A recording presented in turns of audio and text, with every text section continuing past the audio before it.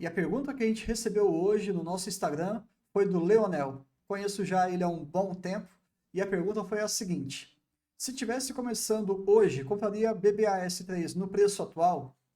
Olha, perigoso, você me conhece há um tempo já e essa pergunta ela foi sensacional, porque hoje a gente vai conversar sobre um ponto fundamental no meu jeito de investir aqui, que a gente tenta sempre identificar aquilo que faz sentido para a gente, para a nossa personalidade, para os nossos objetivos, e eu vou tentar mostrar para vocês a ideia do estatuto social que eu tenho para mim mesmo. E aí, no finalzinho, você vai entender realmente se vale a pena ou não comprar nos preços atuais. Vamos começar então?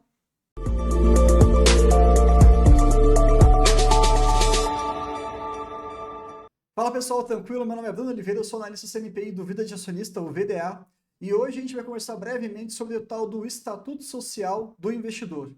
É uma ideia aqui bem simples, é obviamente que é uma metáfora, né? Mas a gente vai juntar muito do conhecimento que a gente tem com as empresas ao analisá-las, cada uma delas com as suas particularidades, e tentar perceber se elas fazem sentido na nossa estratégia, no nosso futuro, para saber se o nosso presente está conversando com o nosso futuro, melhor dizendo, e obviamente se a gente está se aproximando cada vez mais. Então, vamos lá falar um pouquinho aqui sobre Banco do Brasil e também sobre o meu estatuto social. Quando você vai estudar alguma empresa, você vai sempre olhar uma questão relacionada ao seu estatuto social. Em linhas gerais, eu acho que muita gente acaba repetindo esse termo, mas talvez não saiba exatamente o que ele representa, né? Basicamente, são regras que servem como um norte para a operação de uma empresa. Vai estar rígido, vai estar congelado, restrito a apenas aquilo que foi dito? Não. Às vezes, se o estatuto social ele for omisso, ou seja, se ele não abordar alguns pontos, como por exemplo até a distribuição de dividendos, vai prevalecer a lei das SAs, que a gente já abordou aqui em outros vídeos, que é de 25% do lucro líquido ajustado. E outras questões mais. Esse estatuto social, pensando agora como investidor, ele é imutável? Não, ele não é. Ele serve literalmente aqui para a gente como um norte. Sempre quando você for tomar a atitude de investimento, a escolha de alguma ação, alguma empresa, você tem que atender todos os seus pontos do seu estatuto social? Não necessariamente. Eu gosto muito daquela analogia da árvore em relação às 4 estações do ano. Se vocês colocarem ali no próprio Google, vocês vão encontrar o que eu estou falando, em que tem uma fotografia muito famosa, em que tem uma árvore, obviamente uma foto em perfil, em que foi dividida em 4 quadrantes. Cada um desses quadrantes representa uma estação do ano: primavera, verão, outono e inverno. E qual que é a analogia ali que eu gosto muito de trazer aqui? É o seguinte: os nossos preceitos, os nossos valores, os nossos limites, os nossos riscos, ou aquilo que a gente quer ficar exposto ou não, seria como se fosse o nosso tronco, aquela região central da árvore.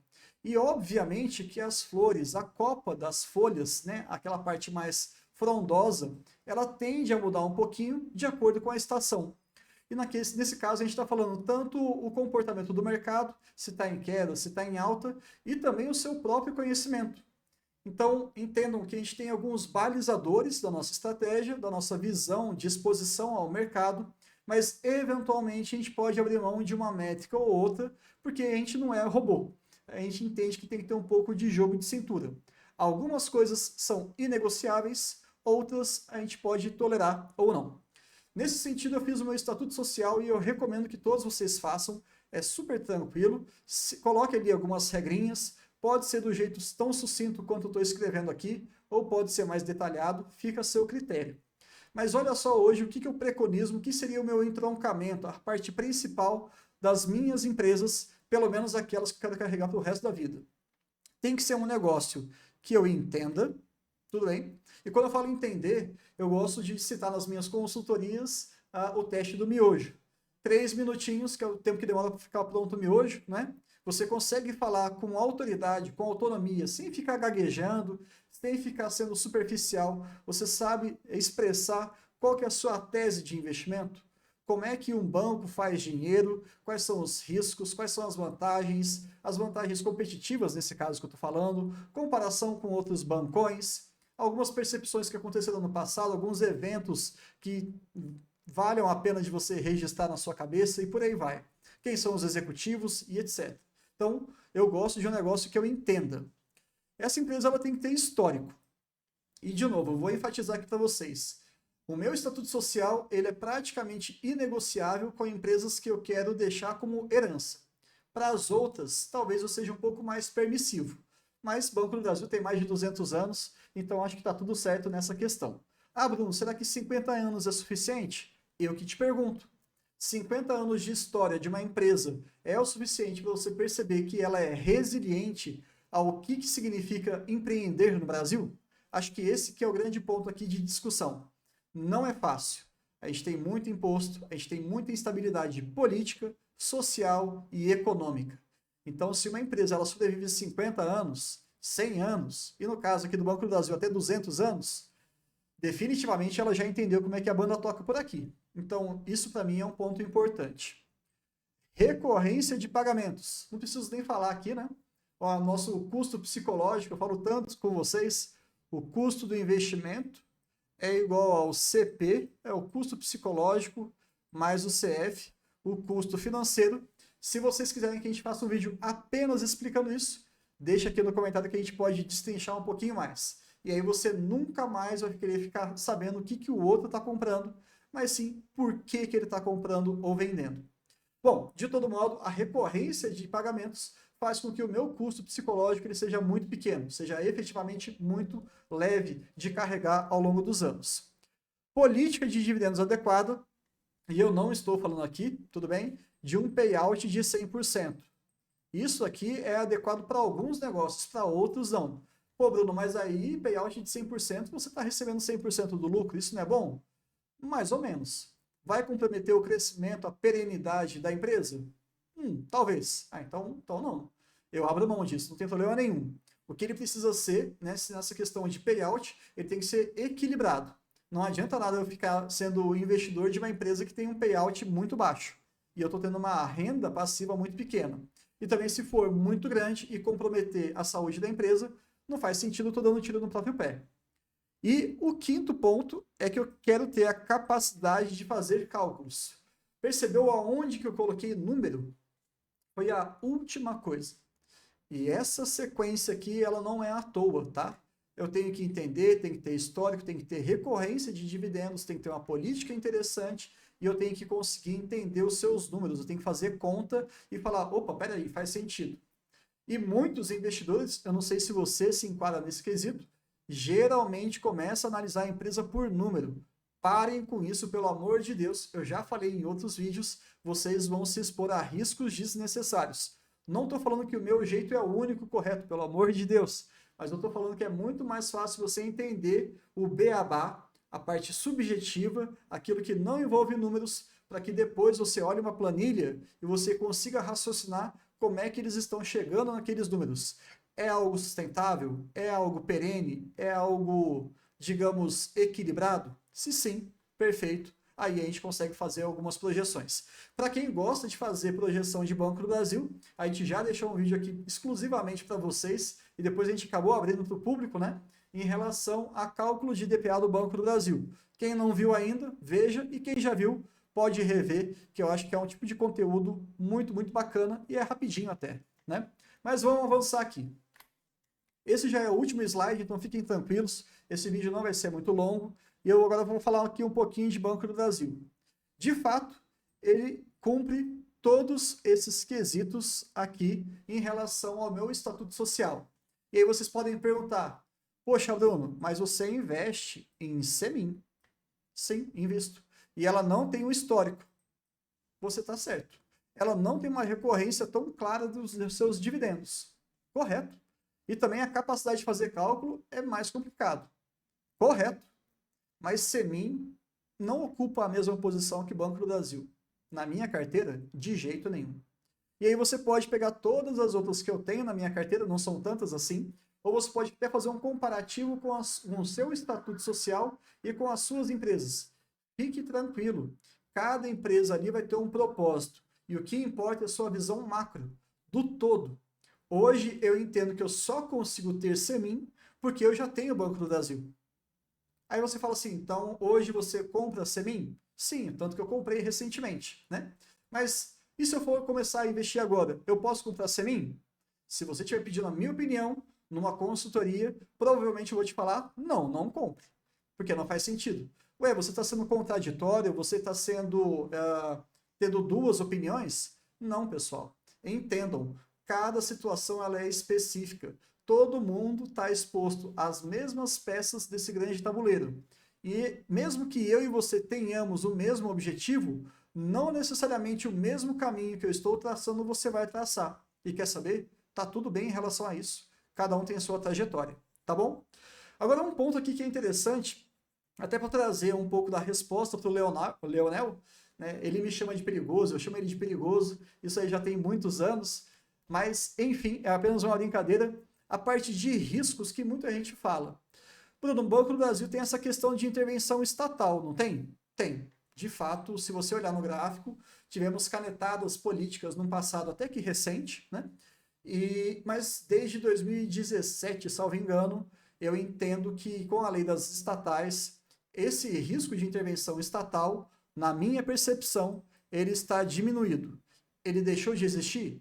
De jeito nenhum, mas está bem menor. Bruno, um outro risco desse Banco do Brasil, nós já fizemos um estudo há muitos e muitos tempos atrás sobre a volatilidade do lucro líquido trimestral dos bancões. Se vocês quiserem esse vídeo, ele é meio que um comparativo histórico. Deixa nos comentários que a gente pode fazer também para mostrar como é que a gente constrói todo esse estudo comparativo e depois também a nossa conclusão. Mas o fato é, um dos pontos que a gente tira desse estudo é que a volatilidade, não é da cotação, mas dos resultados de Banco do Brasil, é muito maior do que a volatilidade de um Itaú. O que eu quero dizer com isso?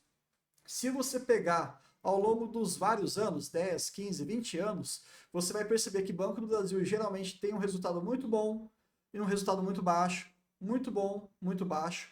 Isso acontece com uma frequência maior do que tem acontecido com o Itaú. Itaú é meio que um quadrado, é bem redondinho, né? É meio que sem graça até, sempre ali mantendo o seu resultado. Às vezes uma questão macro acaba atrapalhando um pouco, mas o banco está ali firme e forte. O Banco do Brasil já é mais volátil. Significa que ele é ruim? Não. Mas significa que ele tem uma maior oscilação dos seus resultados. E isso daqui é um risco, sem dúvida nenhuma, mas se vocês olharem pelo menos os últimos 7 anos, essa queda de resultados, ela aconteceu muito pouco. Na realidade, quase que a gente não viu. Foi uma questão macro, aquela nossa crise sanitária de 2020, mas em linhas gerais, hoje ele está muito mais sólido. Tivemos alguns anos anteriores, talvez 2015, a gente teria que confirmar, né? Mas em 2015, 16, 17, a gente teve ali uma oscilação muito grande do Banco do Brasil em relação aos seus resultados. Uma queda bem expressiva. Mas aí você tem que lembrar o seguinte, as empresas elas estão em constante mudanças. E, portanto, jamais neguem isso. Mas o grande ponto é você enxergar se o Banco do Brasil, daquela época, hoje é parecido com o Banco do Brasil de hoje. Então, como provocação intelectual, eu vou pedir para que vocês identifiquem, desde 2015 para cá, quais foram esses anos de grande instabilidade nos seus resultados. Quando que a gente teve uma queda muito grande. E vocês vão olhar ali ROI, vão olhar índice de eficiência, vão olhar diversificação da carteira e o índice de inadimplência. Se você olhar todos esses fatores e comparar com o que o banco é hoje, você vai falar assim, definitivamente o negócio mudou bastante. Ou seja, a qualidade ela aumentou. Estou falando que não vai ter queda? Não. Mas uma queda de 70% eu acho pouco provável. Uma queda de talvez 40%, talvez seja mais factível. Não desejável, mas factível. Uma queda então de 10 a 20% pode acontecer? Pode. E se acontecer, ainda assim a gente vai estar com uma boa rentabilidade. Portanto, nesses preços atuais, já estou respondendo o Leonel, eu entendo sim que o Banco do Brasil está numa condição muito confortável, está muito boa para que a gente consiga fazer um acúmulo de ações. É o que eu estou fazendo nesse momento? Não, não é. Vocês sabem muito bem quais são os meus planos, eu já construí um pouquinho da minha carteira de oportunidade, vou aumentar um pouquinho mais agora em uma outra empresa que futuramente eu vou falar para vocês, e eu vejo que se eu estivesse começando hoje, sem dúvida nenhuma eu iria para o Banco do Brasil. Mas pense, eu sei bastante do banco. Eu tenho acompanhado já há alguns anos. Não apenas aceite a informação. tente acompanhar os resultados, tente fazer uma leitura do balanço, tente olhar o BBD do ano passado, que foi muito bacana. É até curioso você olhar o CFO, o Giovanni Tobias, falando quase que num tom de desespero. Pessoal, eu não sei mais o que o mercado quer para precificar melhor as nossas ações. Que daí ele justifica com vários argumentos ali sólidos, eu diria. Na verdade, todos eles são muito bem claros. E aí você olha, poxa, realmente, isso, aquilo, e mesmo assim o pessoal está precificando muito mal o Banco do Brasil. Se não me engano, o PVP hoje ela está gerando em torno de 0,9, né? Eu não tenho certeza, mas eu acho que é alguma coisa nesse sentido. Então, fiquem atentos nessa questão.